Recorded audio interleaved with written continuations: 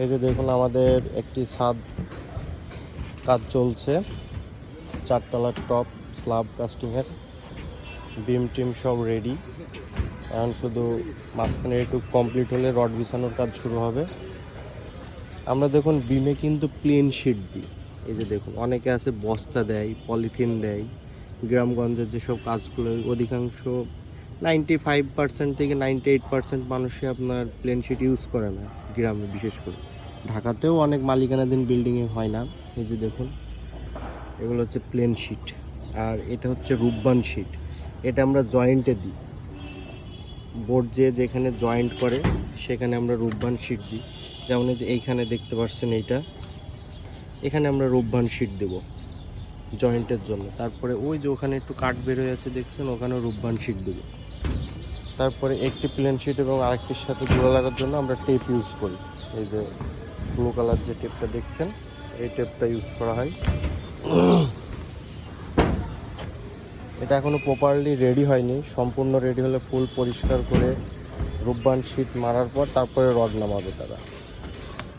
এই যে দেখুন এখানে একটি রূপবান শিট মারা আছে। এই যে এভাবে আমরা জয়েন্টে রূপবান শিট দিই যাতে বিমের ফিনিশিংটা সুন্দর আসে, কোনো ক্রাক যাতে বোঝা না যায়। যেমন এই জায়গাটা খেয়াল করুন, এই জায়গাটায় কিন্তু আমরা রূপবান শিট দিব, ইউজ করব এখানে, যাতে এখানে বোঝা না যায় ঢালাইয়ের পরে।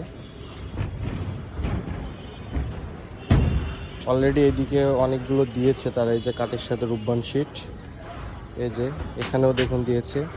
এবং এই যে দেখুন প্লেন শিট বিমের 3 পাশে, এপাশে এবং নিচে 3 পাশে হচ্ছে শিট দেওয়া আছে।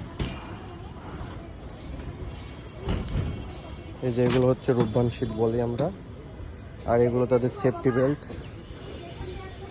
এই যে আমরা একটা রশি ইউজ করছি দেখুন চতুর্দিকে, আমাদের প্রজেক্টের চতুর্দিকে এটা রাউন্ড করে ঘোরানো আছে। এটা হচ্ছে সেফটি পারপাস।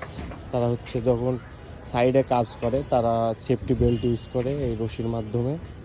এবং আমরা যখন ঢালাই হয় তখন আমরা চতুর্দিকে আপনার দিই, চট দিয়ে দিই, হেসিয়ান ক্লথ অথবা পলিথিন, এগুলো দিয়ে তারপর আমরা কাজ করি, যাতে লেবেলিং করা বা ঢালাইয়ের সময় আমার কাস্টিংয়ের মশলা বাহিরে না পড়ে আর অন্যজনের ডিস্টার্ব না হয়।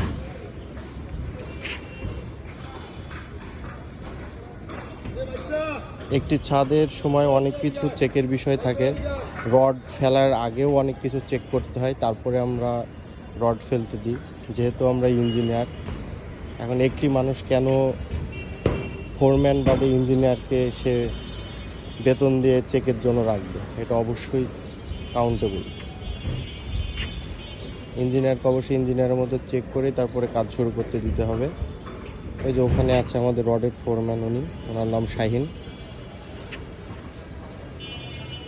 আজকের দিনটা কাজ করলে প্লেন শিটগুলো পড়ে যাবে, তারপরে চেক দিব, তারপরে রডের কাজ শুরু হবে।